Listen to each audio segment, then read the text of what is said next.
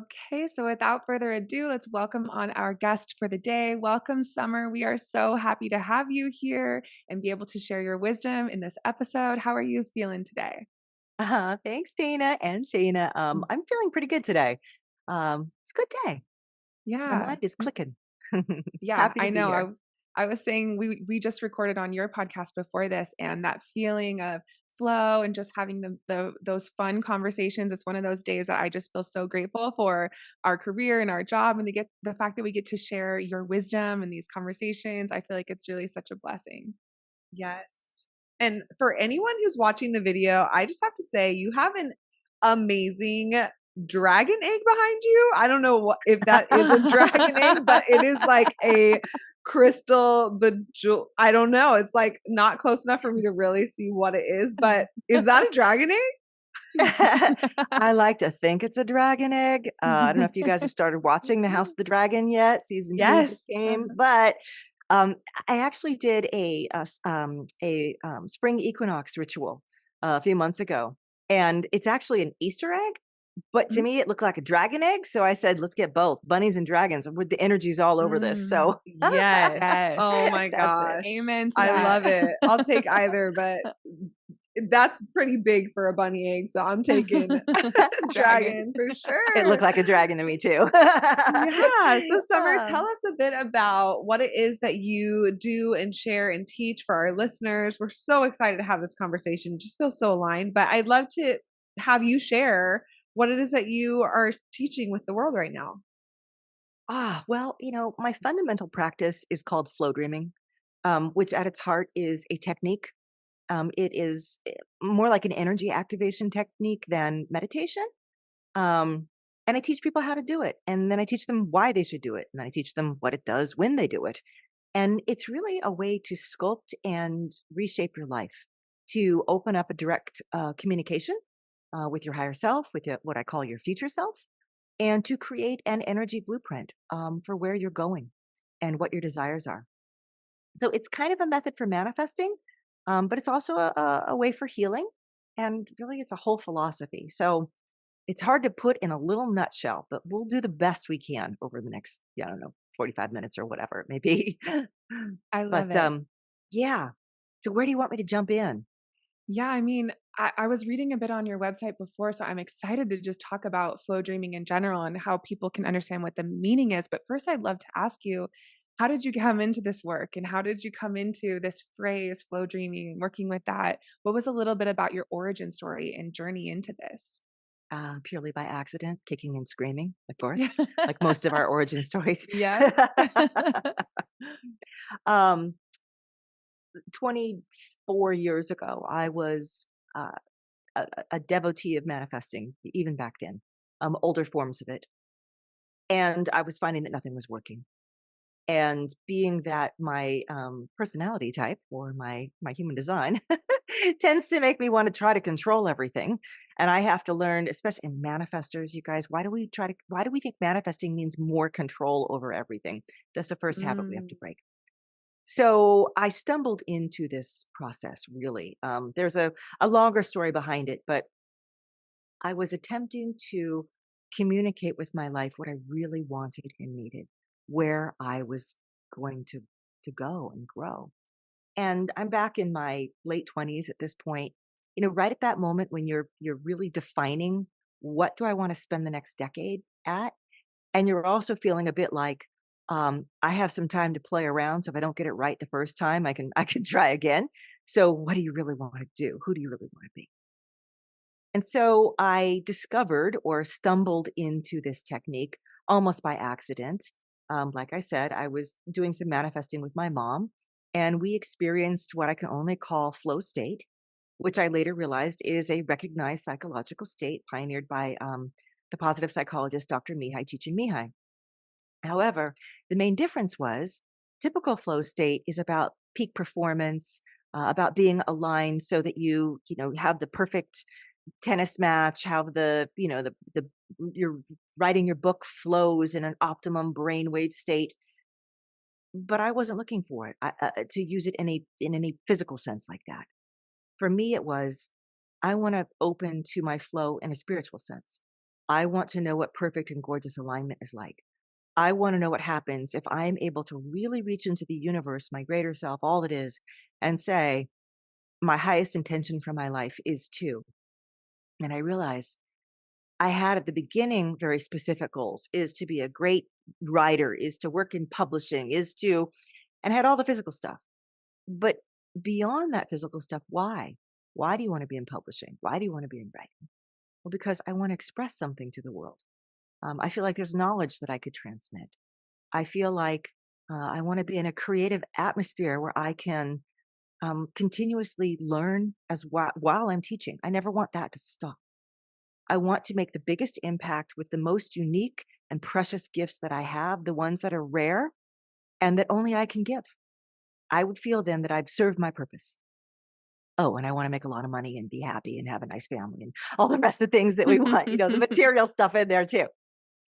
So this sort of led me into this flow state where I began what I call emoting or creating some emotional connection with it. So instead of just saying, okay, I'm going to go into this flow state and write or practice a golf swing, I went in there and practiced talking to the universe. Okay, so flow dreaming itself has three very easy, simple components to it. One of them is guided daydreaming. And I picked daydreaming because whenever I try to meditate, I always had a very busy, talkity, chatty mind. Meditating was really difficult for me. I said, there must be something for me that I can do that I don't have to spend years trying to learn. There must be something built in already. I don't believe we come here without built-in access. We're not just dropped off and abandoned at the mall anymore. We've got parents hovering, right? So we have guidance. It's always there. So when I go into what I call a guided daydream, it's sort of like lucid dreaming at night, where you recognize you're dreaming, but you're also aware that you're dreaming. Well, usually when we daydream, we just go someplace else. We drift off and then we catch our attention and we're like, where have I been? Oh my gosh, I just finished doing the dishes. I don't know. I spent half the shower. I didn't realize 20 minutes went by. So we, instead of losing the thread, we stay with the thread through the daydream. And interestingly enough, the same exact feeling happens. You lose awareness of how much time has passed. You often lose awareness of your physical surroundings. You are literally somewhere else, and your whole mind is focused and in there, and more than just your mind. So it feels like just opening your imagination, but you slide through that little liminal space, like between when you're waking up in the morning and you're like kind of awake, and then you can almost feel yourself sink back down. You just move right through that. Now, what happens when you go there into what is now called flow, right? You slip into flow. Well, this is where I realized I want to give the universe some of my opinions. For no better way of saying it. No, I want to show the universe this is who I am, and there's no better way to do it than to start displaying it, to start feeling the way I want to feel. There's no better communication technique. Words don't cut it, images don't cut it. You say the word love and you could write 1,000 pages on it and still not capture all the times, but you can feel it so distinctly and in so many various different ways. So I began using it as my primary method for manifesting. I slip into flow and I'd say, here's what I'm feeling today. Here is who I'm becoming. So another idea behind, and break in anytime, because you guys, I could just go off, right? It's amazing, and we're loving listening to every single word. Okay. So I would go into this flow state and I would say things like, look, I'll go back to that initial one. I am ready to speak to the world in ways that are the most potent and meaningful. And I tried to control it in the beginning through publishing, right? Get me a good job, get me this, get me that.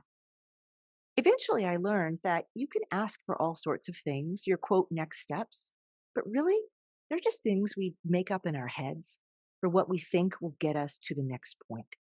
And if we look backwards, our lives are littered with all of these accomplishments and achievements, and yet we're still not exactly often where we want to be. There's always a road stretching in front of us, like we can never reach our destination.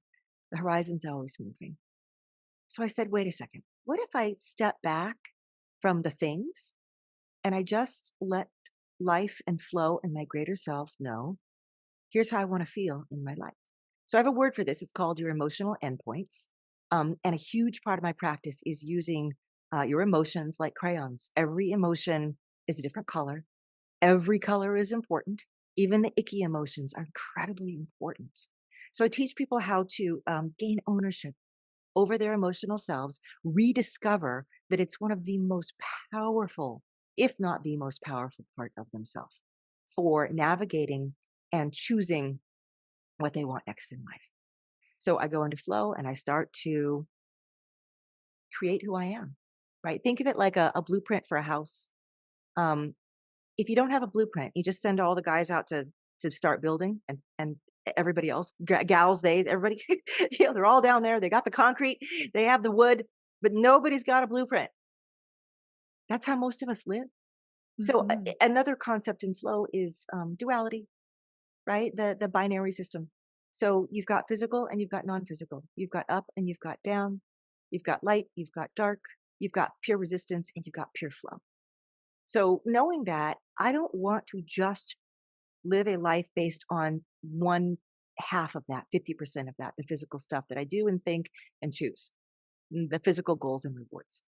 I need to have that other 50%, the non-physical aspect of planning and plotting, the non-physical blueprint, rich and beautiful and sparkling, so they know exactly what kind of house needs to be built in my physical life. Does that make sense? I'm throwing all kinds of concepts at you here. Yeah, absolutely. And as you're speaking, I feel like it's so fascinating. I've been thinking a lot about manifestation and this word that we use. And I feel like most people just think it's like you create this specific thing that you want and you just say, this is what I want. And it's going to be some magic thing that just the next day it appears. Like that's sort of what we've created around manifestation. And I've been thinking a lot more about like, what does it even mean to make something manifest on the physical plane? And thinking about it's really the art of living. It's an art form, of lifelong art form of living your life, being a conscious co-creator. So it's almost like every life lesson is a part of manifestation because it's within the art of living. And as you're speaking about these steps, it's amazing. I can think of so many, different parts of life that are all a part of this process and the way that you have like summarized it and gotten the most important points and how they're all interconnected. You can't just manifest that blueprint with too much control with avoiding your emotions or covering up some of them. It's not going to work. You can't just manifest this thing without first getting in this relaxed state of not the mental control, but instead doing the daydreaming. Even what you're talking about with opening yourself up to your imagination, I think about that a lot too. I feel like imagination has a childish or silly reputation in a lot of people's minds, and I'm like, where did it come from? Our imagination is our creativity. It is this amazing portal that we can open. So I'm really enjoying hearing all of these different pieces of wisdom that you have and how you've woven them together as sort of like a process, taking all of these aspects of life and seeing the way that they're interconnected in what we're going to be building with that, blueprint in the process of that. Yeah, 100%. And it's funny you mentioned that about imagination. The same is true for daydreaming. Mhm. I'm a big believer in science, as well as a huge amount of woo woo. I mean, I don't know. They come together and crash inside of me, and somehow it all works. But Yes. everything our bodies do it usually has multiple purposes. I always say your tongue, it tastes. Is this good for me or is this poison? It also helps me speak. It helps me swallow my food. Daydreaming is nothing that you can just say, oh, well, maybe it's your subconscious filtering things. It's like, maybe it's more than that. But maybe it Mm. also has multiple purposes. And that's what I meant about us having a built-in connection. And there's this illusion that you come here to Earth and everything is cut off, your memory is wiped, and maybe angels help you, maybe they don't. But you're in it on your own, kid. And I'm like, no, I would never do that if as a mother.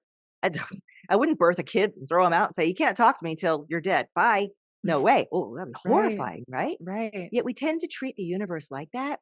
And we built this kind of collective societal, especially Western societal ideas that that's how it works. So when I daydream, I think of it more like this. We've built the internet, right? We tend to build things that are replicas of what we as humans are. First, we built the telephone. Why? Because we talk. And so we want to be able to talk to people over longer distances. Then we built the internet. Why? because as conscious minds, we're interconnected and we know that. And that is just so clear and obvious to a certain part of ourself. So to be able to do what we're doing right now, like you and I, we have, there's not a second's delay. And yet we're spread out all over. Yet somehow this vibrant net of electricity, I don't know, data is flowing. This is the same thing that we are in right now as a consciousness, our conscious net. So when I'm actually going into flow and doing my process of flow dreaming, to go back to what you said about manifesting, I don't see it as gimmicky at all. I play the long game. I'm very old school with this. When you are connecting to all that is source, your greater self, when you're opening that conduit and you're using your emotions as a language to describe this is who I'm becoming, what I'm really doing is choosing how I'm building myself. And this really goes down to the core of it. Every experience that we have, like the last, I don't know, 10 minutes we've been talking, is now part of you. And it will always be in you. It will never go away from you. You're going to be this ancient being in 200 billion years, and there'll be that 20 minutes of summer McStravick in you. It's just who you are. It's like information, once it's taken in, it just always exists. It's like quantum principle. With that in mind, it means that everything I'm experiencing becomes part of me, every little thing. So I'm very choosy on what are the things I want to become part of me. And most of us spend our lives, this is where I get fascinated by your work, right? Most of us, I call it, spend our lives reacting to that which has already occurred. But when we're reacting, and you may have a different take on this, but when we're reacting, we're looking backwards. We're responding to what has already come into our lives. I like to flip that around and say, I'm not going to wait for things to happen. I'm going to show what I expect to happen. I'm going to pre-spawn to something before it's even begun. And as I do that, if I'm pre-spawning, and maybe I would have a pre-response like, flow itself. Okay, so flow itself. Instead of saying, gosh, all this stuff is going wrong today and nothing I'm doing is working, and I'm having this emotional response. As soon as I'm having an emotional response like that, I am validating that thing and extending that thing because I'm agreeing with it. But that's okay. That's normal. You kind of have to have appropriate responses. But why do we wait around for the things we want so we could have those good feelings? Most of us are waiting and waiting, waiting. Give me that good lucky thing. Give me that break. Give me that loving glance. Give me that I love you. And then I can feel the joy and the happiness that I actually really want. So what I'm doing instead is I am building in me this huge wellspring, this huge well, deep and rich, and like the water that sinks underneath the planet crust. What they call those big things of water down there, reservoirs. I am building energies inside myself when I practice flow-dreaming of I'm connected. I am operating absolute in a state of ease and lack of resistance. Everything is moving my way. I'm so grateful for this. I feel so much love. I know, oh, the right thing just happened. Oh, I am fired up. I am in it. I'm anything that I want to create. And I might create it in a specific area of my life, like around my work, or I might create it in a specific area of myself. Like I want to feel limitless. So I'm working on that. What does that feel like? God, it means when I go inside myself, there's nothing that's off the table for me. The universe is not saying no to me in any way. And if I choose it, there will be a path. I find that path. I am that path. It's so easy. And I can do it. I am supposed to hold this. Right. So I might be crafting and manifesting certain new personality pieces in me like that. Or I might be manifesting something that I want to experience physically outside me. Either way, if I do this every day, I'm adding more and more of this to me over and over and over again. Well, pretty soon what happens is, it's like adding food color to water. The more drops you add, the more you become that. So now when I'm going around engaging with life, it's reading from me a lot of my intentional energies, intentional emotions and expectations. And I make it sure it's full of ease and prosperity and etc. Because in my belief, the world around us is a perfect reflection of us, right? And what we see outside of us, the good things are reflecting things that are working in us, and the things that are junky and crummy, they're reflecting things in us that need love and attention and care. And that's why the things are junky out there, because they're telling us, hey, there's this piece of you that's it's time to grow and develop and heal this or solve this, right? So in other words, long story short, I am creating the being that I want the world to reflect to me in all different kinds of ways. And that's why it's my spiritual practice. It's what I spend 5, 10, 15 minutes a day doing, telling the world this is what we're becoming. Um, Now bring whatever pieces in and people in and flows of energy and experiences that will match this. And then there's a whole other philosophy behind that too. How our lives Wow. weave together into the future. Yes, I could listen to you talk about this experience and the state and the intentions and the wellspring or the reservoirs that you're building internally. Like, I could listen to you talk about that all day because I I know that we've all, mostly everyone listening to this podcast, has had moments, right, where you have you're present and you feel one thing, and then you have this, even if it's a glimpse of awareness or that observer that turns on to say, I can choose to keep going with that, or I can choose to not.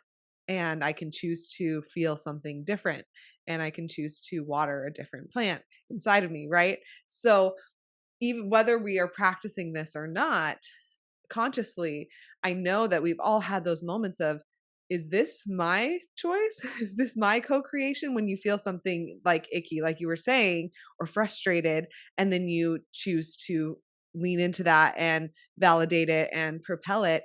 And that message of presence. And it's so interesting because you're a generator. Presence is such a big thing that you're here to teach and model and show.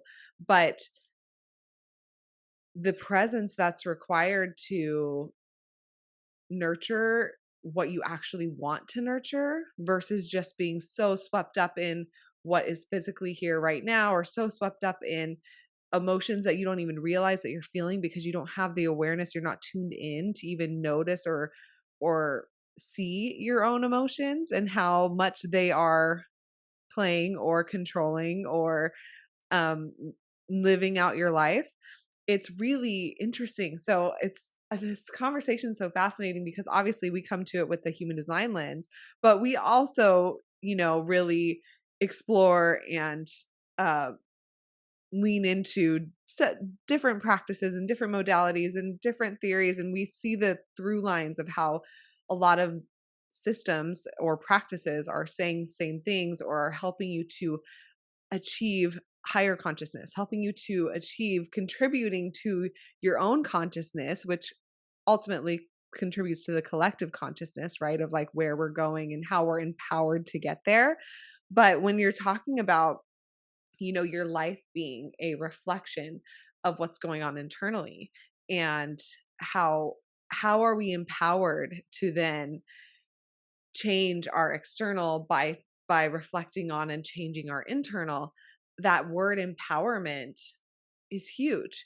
And that's one of the things that I love about human design, is that it's all about empowerment. It's all about saying, here's some languaging to empower you to be your own authority, to take ownership, to navigate emotions. And a huge theme in human design and the new paradigm and where we're headed and how things are shifting and changing for us collectively is about emotions and understanding our emotions and the portal or the pathway or the power that is found within our emotional awareness and our emotional wisdom, and also how we're all so connected emotionally. I mean, when you're talking about that, the internet and this web, I love that you said conscious net. Um, that conscious net that we're all in, right? That we're all connected to. You could even think of it like the mycelium underneath the earth, this consciousness that is all connected and communicating, right? How we're all tapped into that, and how our emotions can help us navigate from, tab to tab, if you will, in terms of like internet, or from, plant to plant, a plant over in Indonesia and a plant here in California, right? The connection that we have, and using our emotions as a guide, as a insight, as a indicator of where we're at and where we're wanting to go, and then choosing with our own empowerment. Okay, what is it that I'm wanting to feed? Which path am I wanting to take? Because it's all infinite, it is all limitless, and you are that empowered being to choose. So I love it. I'm so right there with you. I'm a daydreaming ass bitch. Like I daydream all day long. I But Same. can feel you geeking out on this so oh my much right gosh, now. It's I like, oh love my it. gosh, I want to talk and oh, there's so many ideas. So many things coming up that I'm like, okay, hold on. We could have 5 million conversations on any of these topics because they're all so fascinating. But I think that it comes down to, you know, choosing choice, like Yeah, choosing to, um, release control, but also be aware of where we're at and then choosing something forward. So I wanted to ask you a bit more about releasing control when it comes to manifesting and what that yeah, really means, like what that, how that really shows up when you are in this flow dreaming place, is because someone could argue that, you're controlling just by choosing to not feel, like not go down and validate a bad emotion and or, a frustrated experience, but to instead choose to water that reservoir of like who you're becoming could be seen as controlling. But I'm curious to know like what your perspective and insight is on the word control and how we can either use it, be empowered by it, or release it completely, what that looks like when it comes to flow dreaming and manifesting in this way. Mhm. Fantastic question. Um, I have seen over the last couple of decades that many people who get intrigued by manifesting and start to try to educate themselves, it's because they're incredible controllers and they just see manifesting as one more way to force the universe to do what they want. And then the universe rapidly like tells them no. And they're like, my manifesting doesn't work. I'm like, yeah, because you can't strong arm life like you're trying to do. Actually, you have to do the opposite. And that's where the flow also in flow dreaming really comes from. And I know this because, like I'm a Virgo too. And and people who are high performing and successful, I mean, oh my God, we love control so much. It's gotten us so far. But there's always an end point to it where it stops working.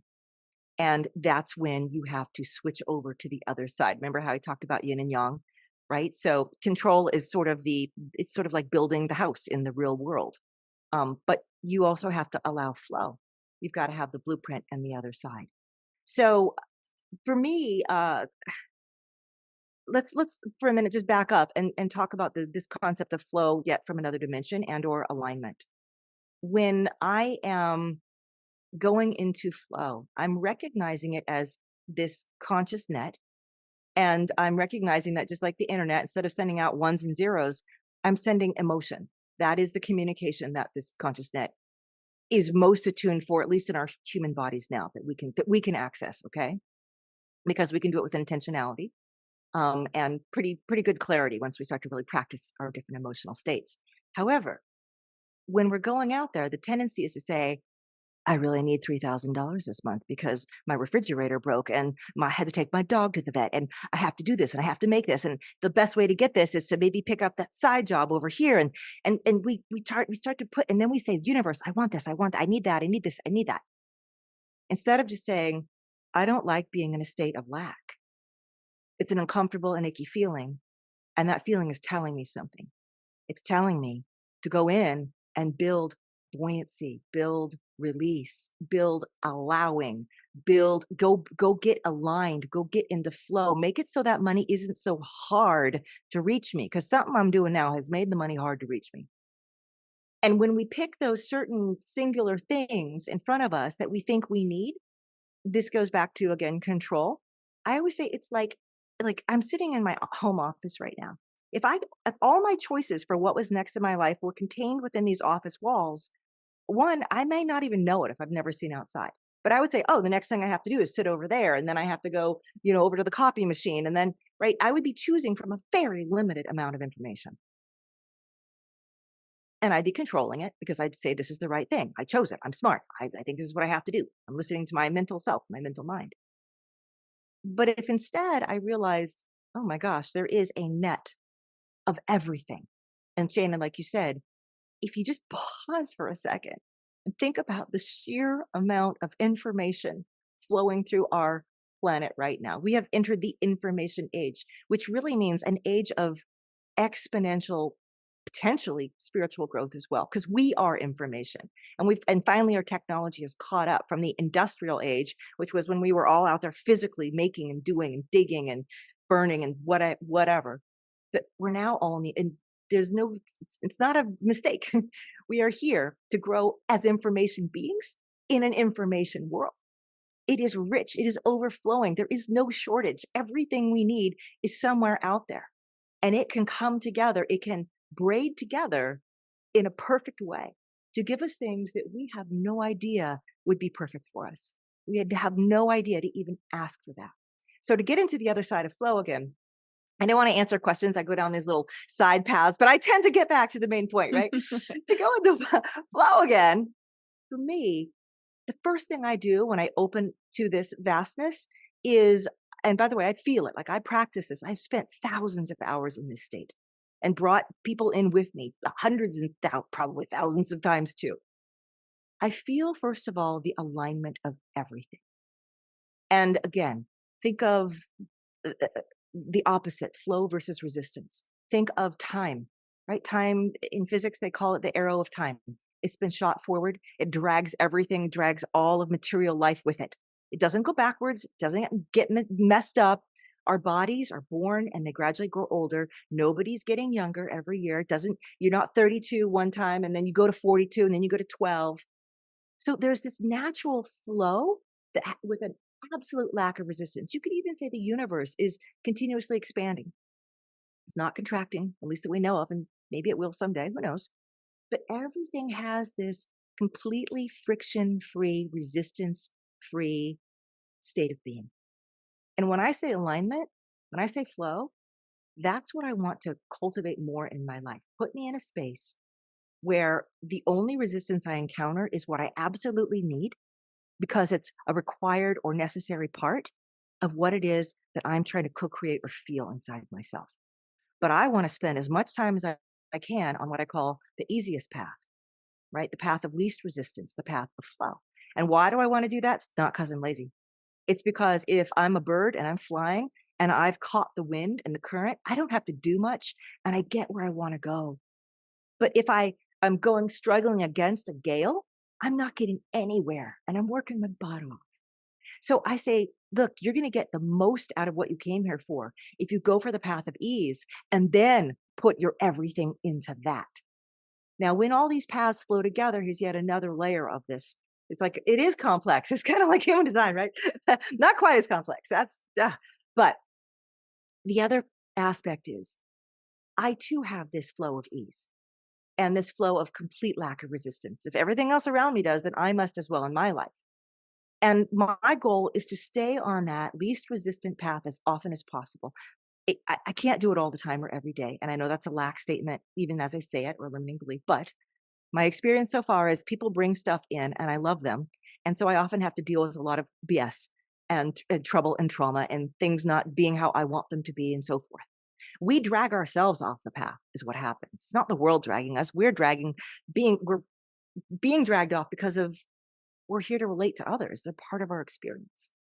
But the core of us is this path of absolute flow and lack of resistance. Now, if I'm going forward like that and I'm starting to say and broadcast and speak and emote and flow dream, hey, I'm looking for example.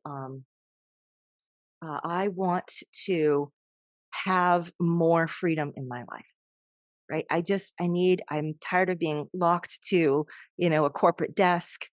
I'm tired of only having X amount of money that prevents me from doing the things I really want. I'm tired of having to work from this certain city. Everything in me is busting out with freedom. What I would do is I'd go into my flow and I'd say, I am free. I have all the right circumstances, everything. I'm just using words, but I'm trying to tell you what I'm feeling. Everything that I need is right here and right now. It's not coming. It's not on its way. I'm not kicking the can down the road by saying that.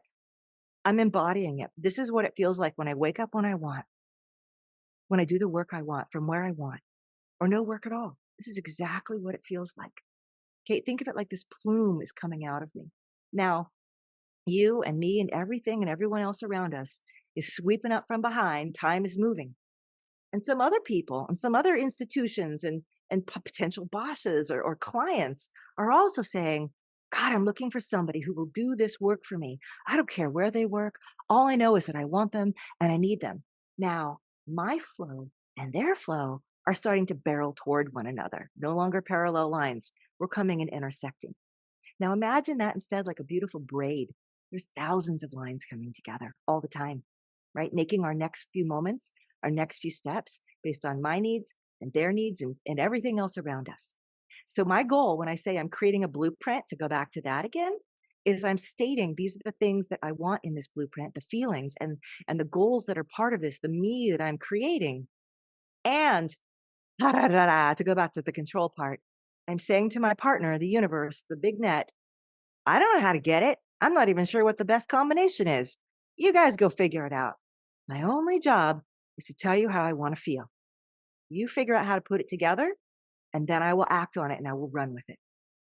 That to me is a perfect balance of control, only in as much as I'm saying, I'm eager and I'm hungry to experience this feeling, this state of being, this next leveling. But I certainly don't have all the reason or know how to get there, because right now my limited space only shows me the contents of my own room. So whatever else out there that's right, bring it in. You've got me. I'm all yours. I'll take it. And that's where you really do open up and you allow yourself to be surprised. Amazing. I love the examples that you gave as well because I feel it's so helpful. But with this example, of somebody who's in work that they don't want and they want a solution, but they don't know. So then they go into this flow state, they connect with that feeling. What's the feeling that they're actually wanting to feel and really feeling all of the different things that are within that. Um, is that something that you do daily? Is that Yeah. yeah, that Oh daily yeah. connection? And when you say Yeah. you're in it for the long game, I think a lot of times people are like, they'll do that, let's say, for a week or a month or something, and then they're like, "Okay, why am I still nothing's happening and I still, hate my job and whatever. Like, where's the proof?" And then they either give up or things like that. What would you say to that and your guidance or insight on that? I would say it's like that gym membership that you bought when you were super excited and you went for about 2 weeks and you're like, nothing's happening and I don't like this and I'm going to do something else now. And I'll go back next week. And then you never go back again. And then you say, I wonder why I still feel this way. We tend to do that. We tend to jump into something. And when you go to the gym, you're also playing the long game. The first week, your body just feels sore and like yucky. You don't get those dopamine, endorphin. That comes as you strengthen, right? When you're manifesting, when you're in flow, it's the same way. You do it for a week, great. You've just tilted the needle inside you like a hair. You do it every day. You do it year after year. Now the whole thing is you're becoming those feelings, those emotions, and the communication. So that's what I mean. Like for me, I've been doing this for 2.5 decades now. And I have systematically worked through different areas of my life. Usually whenever I hit a big wall of resistance, right? The pain point will push you into manifesting and also the expansion points. So the pain point is something is really not working. I went through cancer. I had breast cancer when I was 43. And I said, look, I don't know what to do with this. Why is this here? So I had to go in and redevelop my relationship with the universe and get some really strong teachings on trust and again letting go of control, because that's something where you can't say this is going to be the outcome. No, this is something where I said I don't know what the outcome is, but I want to feel blessed and I want to feel at peace and I want to feel I want to be here for my kids, and I want to take from this whatever I can. I want to embrace this experience. And I want to know what it's like going forward whenever I have another huge bad experience, to know what it's like to not be afraid and run, but to instead say, oh, I've done this before. I'll embrace you and we'll find out what happens. Let's go. Because I totally trust why you're here in my life. So the other side of that is the things that we want to make and create. Like there are times in our life when we're really hungry and you're like, I'm going to build this business. I'm going to build my brand. Like you guys, and you go in not because you're trying to fix something that doesn't work, but because there's something in you that's so yearning and desiring. So you go into your flow, and every day, what are you creating? What are you making? Now, another way that I use this is another secondary obsession of mine. I call it finding the lack thinking in our lives, which other people call patterns, blocks, and limiting beliefs. And this plays into the value of those beautiful negative emotions. Frustration is not horrible. Feeling stuck is not horrible. They are screaming at you. They're like the fire alarm in your house that you don't ever, or the person who has the fire alarm in the house that's chirping and they never freaking put the new battery in. It just chirps and chirps and chirps. It's that. So the longer you have the frustration, it's like you saying, okay, I hear you, but we're not going to do the right things about this yet. We're going to do these other things instead. It will stay until the right thing occurs. And it's up to you to figure out how do I navigate? What things do I try to get to the right thing? That's all you're being asked to do. Figure that out. So when I'm going into flow moment by moment, for instance, if I get something so-called negative happens to me in the morning, um, I might feel a lack thought around that. Like, oh my God, what am I going to do now? I worked so hard for that and it fell through. And what I'm recognizing is, okay, I just added that into me for eternity. Remember how I mentioned that? I never forget that. Oh, great. So I added some more upset, disgust, feeling like things are taken from me, things are unjust, unfair. Do I want to keep telling my life that that's what I expect? Because I just put more of that in me and I go, nope. So I will move momentarily into flow and I will go into the opposite of that and play with, as Abraham Hicks would say, contrast. And I will instead feel like, I didn't get that. I believe in that. And that's a good and true and right thing. What else do you have for me? What if I had gotten that thing, would it have been blocking? How did I think too small and asking for that thing? Big picture, the ocean, the flow of all the things weaving together. I know you've got something. How can I create the patience in me so that I can allow it and not be upset that it's not here? That's what I will Yes. go in and feel instead. Now that is the energy I put in me. And over time, it does two things. One, it changes you on an energetic and a spiritual level, but it also changes your emotional self. And sometimes we call it actually emotionally reconditioning. And I say, look, go practice this feeling. Everybody's practiced gratitude, but go practice a feeling of, I'm okay with my frustration. What does that feel like? Because that's an emotion too. Practice that because you practice it more and more, new neural netways will form in neural pathways will form in your neural network where that is going to be the feeling that comes to you more quickly next time. Yeah, Go ahead. that's so fascinating because one of the questions I was going to ask you, this concept of like rejection is protection. And like if you didn't get something, then the universe was protecting you because it really wasn't right for you in some way. How do you know if something's not working and you're coming up against a roadblock because it's protecting you, or if you just need to do and that thing's not right for you? Or Yeah. if you need to do more inner work, make more inner shifts, and then eventually make shifts on the physical. Like, how do you know if you're being redirected or if you to a new destination or if you need to just continue showing up, even if it takes years to do the work and get that thing that you had your target on? Yeah. Again, great question. I have like two chapters of my latest book, Stuff Nobody Taught You, all about how do you discern internal resistance versus external resistance, and what are they both saying, and how do I know? Because we often get stuck and stopped because we can't figure out what we're being told and or why it still is staying so hard. So I really break it down. Go back into that idea of again this flowing easy road. Now, contrast it with the exact opposite. We're going to go into the yin and yang, the dualistic sort of basic divide of oneness. Okay. You have absolute utter block, can't go anywhere, can barely take a step. Every time you do, you hurt your head, you bump your nose on the wall in the dark. It's awful. Then you've got absolute purest flow. You go so far, so fast, you don't even know you're being carried. It's beautiful and wonderful and frictionless and free. Okay, you've got these two opposites. Now, in between those two opposites, there's a billion other roads of varying degrees.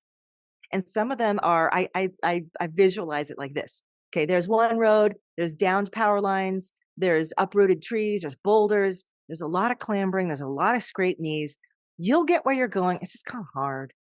There's another road that has an actual cliff in the middle, and you're going to fall down and be in pain for a long time. You'll eventually get out, but I don't know when. Maybe almost never. Okay, there's another road that it's like an ice rink, and you're wearing ice skates, and you put your foot down, and you're world class. You just go shoo. You barely try, and you're there. So when I'm asking, okay, what degree of resistance am I feeling? All right. And then I ask, do I have to change my desire? Do I have to change what I'm going for? Now, this goes into Shayna's question earlier about control. If I'm saying everything that I needed was based on me getting that job, I didn't get that everything I needed. What I might end up saying is, you know what? Maybe it actually wasn't that job. What did I think that job would give me or help me feel? That I'm on purpose. That I'm valued. That I don't have to give any emotional weight to this because they lift me up as much as I lift up my team. That's what I'm really going for. And as soon as I go into the feelings, again, I call these your emotional endpoints, I realize that they feel so good. Right? They feel so pure. They feel so effortless. They feel so aligned and in flow with me that I just know there's no resistance there. So I will say, okay, the resistance is not that job. But am I really letting go of my goal? No. I'm letting go of a false idol in front of my goal, right? A false thought that I thought that's okay because we have to make decisions as humans. Like, what do I actually physically do next? It's fine. The key is to know when the resistance is starting to pile up and we're hurting as we hit it over and over. The hurting is telling us, pause, reevaluate. What do you want? Oh, so I would go and instead say, I need to be in something. It's probably not that job. I need to be in something that I get these feelings. And then the universe can throw back the curtain and say, great, we're going to send you back to school for 2 years and we're going to totally pay for it.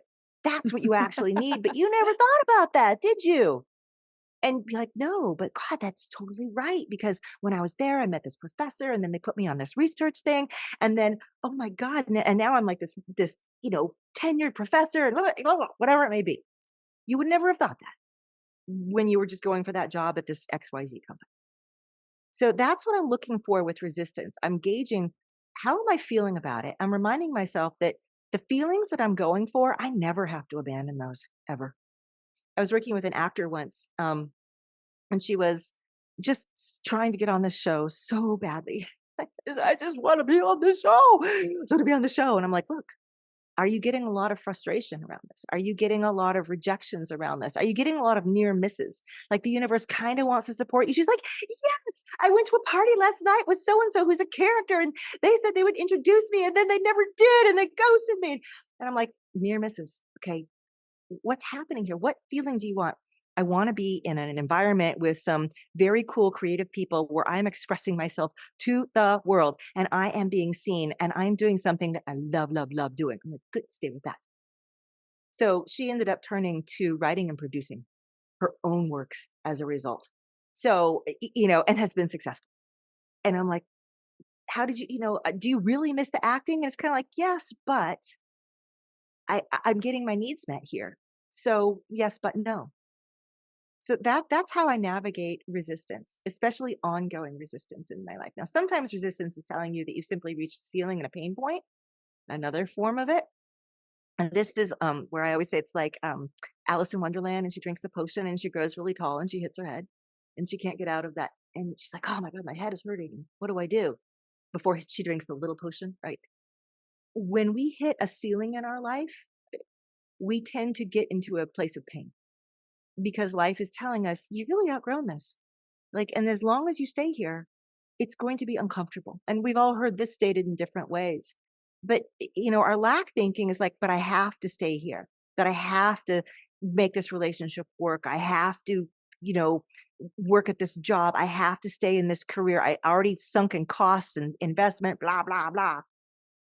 The fact is that pain point is just going to keep triggering and cueing you until you say, I'd rather go into the unknown, which for me, for whatever reason, is scarier than the pain that I'm currently experiencing. So again, to go back to trust versus control, then that resistance is saying, we're just not going to let up until you graduate this grade. And I know you're scared and you don't want to necessarily enter junior high. Believe me, it can suck. But you've done sixth grade 3 times now. So you have to go. You have to go. Anyway, that's a Yeah. very little nutshell about many. There's more forms than that, but generally they Yeah. all come down to a form of lack thinking and Right. and seeing it and and one embracing it and then correcting it. I Gosh. love it. So powerful to hear you speak about that. And I feel like you answer some questions that I've been considering for years and thinking, well, why is it like that? And because it is, I love the idea of yin and yang polarity and duality in this world and coming from oneness, because that's something that we explore a lot in human design too. And when you can understand that stark, like black and white duality, and then you can see all of the many shades in between and the balances. I feel like that's sort of where the juice is, because we are like, Mhm. okay, we live in this duality, so it's either right for you or it's wrong for you. But it's like, yeah, but what about all of the different shades in between? And how do you decipher? How do you discern? How do you navigate those that with that much wisdom? I feel like what you explained was really, really helpful. Yeah. Yeah. And I feel like that example of you've done the 6th grade 3 years in a row now, it's time to So graduate. Um, I think that a lot of people can spend their whole life in the 6th grade, like, for example, like, in that one especially when you place. love 6th grade. If 6th grade is fun, it's like, "Oh, okay, I'm just gonna stay here forever," and then you realize, "Oh, it's actually not fun anymore." It's painful to Yeah. be stuck in this box. It's painful to be there, but then sometimes it's not, but then sometimes it's comfortable and sometimes it's all I know and this is just how things Mhm. are and this is just who I am and this is just I don't know what our relationship dynamic will be in 7th grade or in 8th grade. I don't know what my job dynamic is going to be in 7th or 8th grade, right? There's that, like you said, the fear of the unknown is bigger than the uncomfortableness of the box that you're in that level that you're in, for example. um we would say maybe octave that you're in, but I love this example of the grade that you're in. and and when it comes to, being empowered, like to realize that you are the one keeping yourself in the 6th grade. It's not some teacher outside of you. It's not some school system saying you're not good enough for graduation. It's you choosing what you know versus what you don't know. And we can look across the collective as a whole and see so much of our pain in the world and so much of our um circumstances are because we are in that painful squished place, but we choose to keep ourselves there. And yeah, it's just really fascinating because obviously there's so many areas of our life that we might be outgrowing, and then other areas that we did take that leap, right? Like I took that leap into the unknown with my career, for example. Someone might feel that like I really jumped off the cliff and I expanded and I went more towards that feeling, but in my relationship I did not, or in my, partnership, or in my familial relationships, or even my relationship with myself. Like I'm not looking internally to see how am I contributing to things. I'm blaming and pushing and have all these stories. But I did I did graduate in this one area of my life. So it's, there's so many things within our consciousness, within our bodies, within our energy, that we have room for growth and manifesting and co-creating with it, that it just feels really fun. Like when I'm hearing you talk about this, I'm like, this is so fun. Like damn, like who would want to stay in the 6th grade a 4th year in a row? Like when you put it like that, it's like okay. It's like, But "Let me out of this glass box. I'm ready to spread my wings." yeah, and Mm. obviously we love human design as a tool for empowerment to, become your own authority and take action. But the awareness and the clarity and the really getting to the heart of the matter with what you teach, I think is so important, and it's so needed, and it's so real, right? It's not something that somebody can say, I'm prescribing that this is what is wrong with you, or this is what is happening here. It's something that you internally have to go in and feel, oh, am I outgrown this? And am I repeating this thing over and over in my life? Is this a limiting belief that I thought was just my truth, that I thought was just my circumstance, that I thought I was a victim of? Or is this something that is a lack mentality that I am perpetuating and feeding into? Even with my question of patience, right? When you feel impatience, you're now feeding into that emotion of things take a long time and it's not coming, and now it's not coming. You're kicking that can down the road, like you said. It's really, you see how much more empowered you are than you even realize when you start to, first of all, even just have conversations like this. But even if you're just listening to this podcast and hearing this all for the first time, like this, that spark, like you said, it stays with you forever. It's imprinted on you. So now I just feel like for everyone listening, it's like so fun. Like it's so fun to go call yourself out, right? Part of this is calling yourself out and tuning into, oh, where were you giving your power away? Where were you validating, perpetuating something? And Yeah. do you have the self-love enough to actually call yourself out and feel what you really feel and sit with what you really feel, and then choose to explore what it is you actually want to feel versus the stories of what you've been telling yourself that you have to feel. Like that requires an immense amount of self-love. It also requires an immense amount of honesty. And if you're not willing to be honest, why? And that that question I think is huge for a lot of people. What does it serve you to not be honest with yourself? What are the secondhand benefits of that? So just really, I'm like, I could talk to you all day. I'm in love with what you teach. So you have 2 books, right? Um, More than that? 3. 2? 3 books. Yeah. Okay. I'm There's the like, you baby have in the middle I multiple always books. forget to talk about. The middle Okay. child. Yeah, so tell us about your books. Tell us about your offerings, how people can learn from you, how they can work with you. I'm like, you are a channel. I need to look at your design. I haven't looked at your actual chart, but Yeah. the way that you've channeled a new languaging to energetics, and the way that we can tap in and really work with that conscious net. All of so many of the words that you've said, I'm like, you're a genius. Thank you for blessing us with your consciousness here and imprinting on us. But how can people find you? What are your offerings, etc.? Oh my gosh. Well, thank you. Yeah, I sometimes describe flow dreaming as a bubble bath for your mind because I spend most of my time generating incredibly good feelings.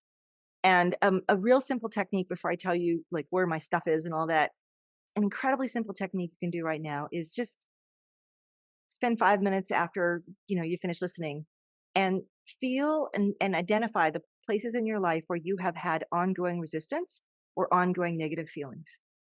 Okay, you're going to have some.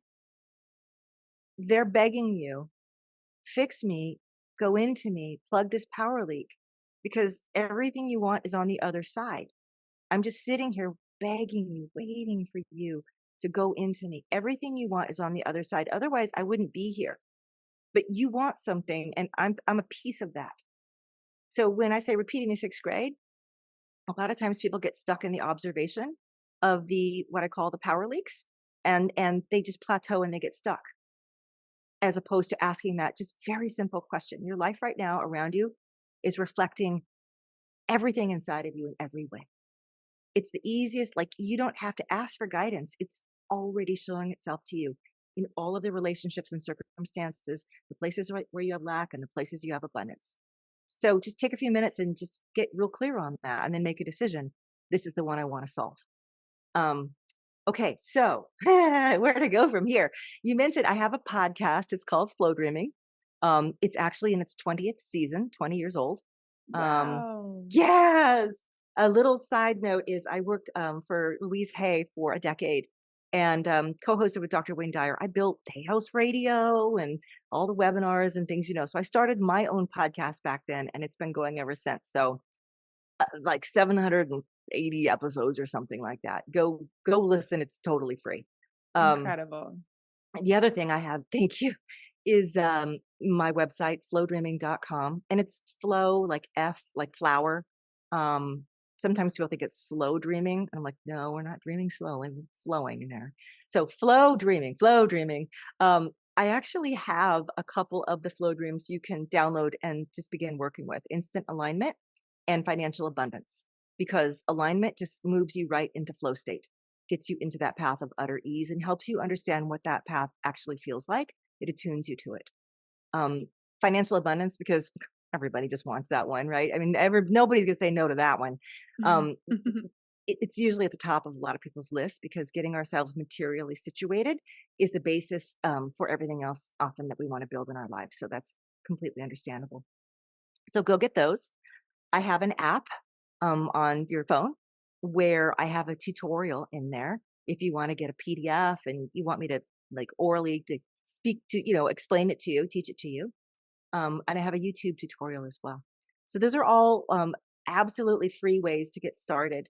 I also run a program over the summer. It's called One Brilliant Thing.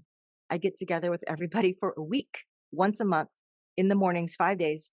And this year's particular direction is around prosperity, abundance, because I notice a lot of people are feeling squeezed after the last few years. So it's free to join. My next one is in July, and I've got one in August too. Then on top of that, oh my gosh, I have a great mastermind, 38 courses, including ones like advanced manifesting techniques, why your manifesting isn't working, how to connect your gifts with money, body talk, how to talk energetically to your body. All the things you can do in flow state are part of that mastermind. And we also get together once a month and we do a ritual. Kind of, I say ground and down as well as up and out, right? Because I use a lot of energy that's up and out. So we do some ground and down stuff too. That's also awesome. And finally, I'm breathless because I've had 25 years to make all this stuff. Okay, there's a lot there. Finally, I have like 300 plus recorded audio flow dreams in my library, both on the app and at my website. And flow dreaming, like meditation, you can do it all on your own, totally free. But a lot of people like guided meditations. Think of that as my guided flow dreams. And I will walk you through. Here is, if you want to go beyond fear, right? That's something that I worked really strongly on in myself for a while. Here's a flow dream where you feel like what it's like to be beyond fear. And you will craft that feeling inside yourself day after day after day. Or buy a new house on the opposite side of things, right? I live in perfect place. I love where I live so much. Oh, right. That's the flow dream. So I encourage people to grab a playlist and begin playing, begin working, begin activating that energy inside yourself. So, and they don't sound anything like meditations, just so you know. Um, if I can't draw you into a deeply emotionally connected state through the urgency in my voice, through some of the visuals that I'll give you. Remember, the visuals are just to give your mind something to do, the daydream part of it. That's not the real juice. But there's going to be some urgency and some depth. Like, I really want to get you into that unhooked, floaty place where the real stuff is happening. So that's the intention of them. And I that's love about it. it. And with your books, I wanted to ask you, do we start from the first one, the oldest one, and read them in order? What's your recommendation with your books? Oh, okay. I forget to talk about my little book babies, even though they sit right behind me there. Okay, Flow Dreaming, my first book, is a really short, simple little read. It just talks Love. about what flow is, and it talks about a lot of my scientific exploration of flow. Because I come from a really woo-woo lineage, like a lot of psychics, intuitive mediums, all the way down the line. So when I first got into this, I'm like, I need to know if this is real or if I was just bought into this because I was born in this family and it's just a belief system. And what I discovered interviewing at least a dozen holist physicists is the net, the quantum data, the information that we swim in. And I said, great, then all I'm doing is manipulating information and data. Same way as if I'm writing and typing, I'm just manipulating information and data. I get it. Boom, makes sense. So that's a great way to start. The second book I have is called Creative Flow Dreaming. It's much more about philosophy. Who are we? Why are we here? What are we experiencing as souls, as beings? How are we connected? What's God? What's source? How much am I allowed to change my beliefs over my life? Why am I allowed to? How do I use flow to help me become that being that I want? So it's a deeper look at it. And then the third one is stuff nobody taught you. And it's actually, I taught a program for 10 years called Me School. I started, the first two segments were, here's what flow dreaming is. Okay, now that you know, here's what you do with it. And that was my attempt, because teaching people flow dreaming is like handing them a Stradivarius violin. Most people can't play it. I mean, they're going to make some sounds, but they're going to mess it up. Okay? So you have to be able to kind of move through the pieces inside yourself that are getting in your own way. And so stuff nobody taught you is 40 really distinct lessons, each one with a technique to use, not just flow dreaming, that will show you how to get out of your own way and manifest and create to the true extent of what's possible for you. So I deconstruct lots of things. Like I said, we talk about what resistance is. We talk about the plan A, plan B life, and which one we're actually living and why. I have a parable of the king and the queen, and it helps us, those of us who get stuck up in mind spin, go down deep into the heart level. I have sections on trust, discovering where your trust is alive and vibrant and squishy and creative, and where it's dead and empty and gone and unsupportive of anything. So, I mean, it's like a real deep dive into everything that gets in your way, and the easiest possible way to break through it.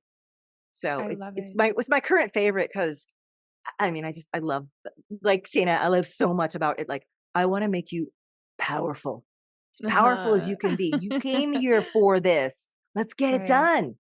Right. I really appreciate your wisdom and who you are, because I just love coming to something with a really full spectrum, like, studying sort of the science behind it and the philosophy and those bigger pictures. And then how do we make this really practical? Like, okay, actually now in real life, how do you apply this? And so kind of getting very the big picture and then the zoomed in. How do I actually change my life with this? I feel like a lot of systems or a lot of guides are sort of missing one, or they lean towards one more than the other. And I just love how you encapsulate both together so beautifully. I feel like your metaphors that you come up with are so helpful. I mean, I have them like stuck in my head as we're having this conversation, and even just hearing some of the metaphors you've shared have unlocked something for me. So I'm excited to read that last book that you're talking about, even with the king and queen energy. I can already see, like, I bet there's a million metaphors in there that are going to be so helpful and just unlock things for you, sort of in a quantum shift instead of spending years trying to understand it. So I'm really excited for everyone to check that out and to listen. And, one of the big themes that I think is perhaps one of the most important things that we're all doing on our own individual journeys right now. We are here to live our own mission and to find our own self empowerment, but we're also here to connect in with that oneness and trusting life with like a capital L, like the higher flow of all life, the sacred connection of all life, and walking once again that duality of being an individual on our own path who's responsible for creating your dream life, but also connecting into that higher unity and trust. And that theme, trust, is something that you've mentioned so many times throughout this conversation. Trusting life, really deeply having that. And it seems to me like, I think Shayna and I, one of the things that we've struggled the most with is actually just patience. Like, it took us 5 years to build it, but we want to build it in 1 month. And so just being patient, I feel like trust is sort of the remedy. It's the thing, capital T trust. It's like the sacred form of love, trusting life. I'm just curious, could you leave us with what are your thoughts on trust and how important it is as we go on this journey and as we choose who we want to learn from, even, or which book we want to start with? I feel like trust is involved in all of those aspects and also in the greater picture. But I'd love to just hear your take on how we can understand trust and what that means in our life. Yeah. Okay. In Stuff Nobody Taught You, there's a chapter called The Trifecta of Trust. Mhm. And by the way, it's great on as an audiobook, because I get to narrate it. Oh, Oh, and nice. warning, it's full of F bombs, because it's very much in your face. So if you don't like that language, I use every word in my vocabulary. We could spend a whole other hour on the trifecta of trust. Um, as a manifester, I had to teach myself the opposite of control. And there is trust of self, trust of others, and trust of the universe. And Mm. one of the best starting places for people who really want to move to the next level is to do a little evaluation, a self evaluation. Oh, I'm not to talk about my book again, but I forgot. The book actually comes with a set of like 90-page PDF of all of these exercises where I walk you through one of them on these areas of trust. So you're going to ask yourself, is my trust in the universe broken? And mostly we'll say, no, I trust the universe. Of course. I mean, it's on my side. I love it. It's got my back. I'm like, then why don't you trust that you can change your career? Why don't you trust that your perfect partner is actually looking for you right now just as desperately? Why do you say the universe gives you some things but doesn't others, or withholds them, or won't support you with them? Where did that come from? I'll start to realize at some point it's like an old crummy marriage didn't work out very well. Yes, I trust that he'll make money for the family and be a good dad, but no, I don't trust him to really understand me or hold my heart anymore. You know, it's like a yes and a no thing. That kind of partnership can't stand. I mean, it can't last in any big love and growth oriented way. Unfortunately, or fortunately, our relationship with the universe is is never ending. It's one you can never ever get away from. So that's one of the number one parts. How do I trust all of you in every way? What do I need to be able to rebuild that together again? That's one area. Sorry if I'm going to go a little long, but I have to say all three. You asked the magic Please. trust Oh my gosh, question. I'd So love to hear it. okay. Two, trust of others. That one makes more sense. We're like, yeah, my first partner betrayed me or went out on me. Um, my parents weren't the parents that I wanted. They had addiction, they had emotional abuse. At school, I was never invited to the parties. I learned to be very self-sufficient. I could take care of myself. No, thank you. I don't really need you. I'll take you if I have to, but I don't need you. And we start to see how the things we create are walled off because we don't trust others. We don't even trust others to see who we are. There's multiple ways this plays out besides the obvious. Third, and so we have to decide, okay, do I need to repair some of that? Third area, trust of self. Do you trust yourself to make good decisions? Do you trust yourself that even the really terrible decisions you've made were vital to you, were important? Do you trust your heart to lead you? Do you trust your emotions to say that one and that way? Or do you only trust your mind to work it out logically? What parts of you do you trust more than others inside of you? And you'll discover there are things that, especially when it comes to regrets, it leads to broken trust. Now, life for me is about continuously making and breaking trust in all of these areas. This isn't something you solve completely in every area. Every time you have an experience, you are making and breaking trust, which means that the resolving of it and the healing of it is a continuous, um, beautiful thing. It's like a relationship, right? If a relationship is evolving, it is also making and breaking because one person's excelling and one person's behind and one person doesn't communicate and then they do. And then, I mean, it gets richer and deeper because of that. So you're going to go into those three areas of trust and figure out, where does the bulk of my stuff lie? I'm going to start there inside me. When you do that, you're going to find a lot of really stuck situations, really frustrating things start to resolve and ease up and release. And it's scary because rebuilding trust is always scary. But your heart, as I always say, it's again another one of my sayings, your heart is meant to break because it's also meant to heal. It knows how to do it. Trust your heart. It will do it for you. It's supposed to, or you wouldn't have it. It's a vital piece of your growth and who you're becoming. So there you go. That's Wow. trust in a nutshell for you. I love that so much. I really appreciate the way that you distilled it down because definitely I've in my own journey thought a lot about how much I trust other people, how much I trust myself. And I think the one that I struggle with the most was actually trusting life, trusting that we live in a universe where we are supported, trusting that there is a flow that can be effortless for you and that you're not doing it all on your own.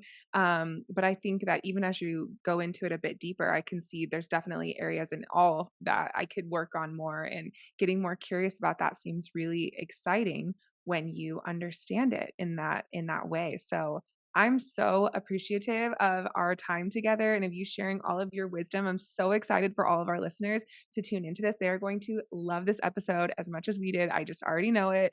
And I'm sure that they're going to be really excited to stay connected with you. So remind us again where we can connect with your offerings and stay connected to you. Flowdreaming.com or my app or my podcast. Also, it's all just Flowdreaming, just or type in my name, Google it. I'm all over the place. I But love that's it. yeah, those are the best ways. Get a playlist, start working with the flow dreams.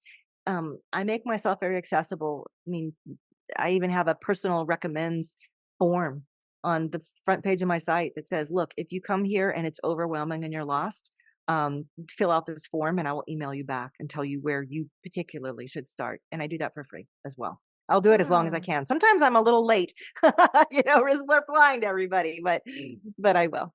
That's so cool. I love it so much. Well, thank you, Summer, for being here and sharing your wisdom with us. We really appreciate your wisdom. It's been so beautiful to connect with you. Thank you both for this wonderful and gorgeous conversation. It was very flowing, I felt. It was wonderful. Great questions. Great energy. Thank you for tuning in with us today. If you like this video, be sure to like and subscribe to follow along and learn more about human design.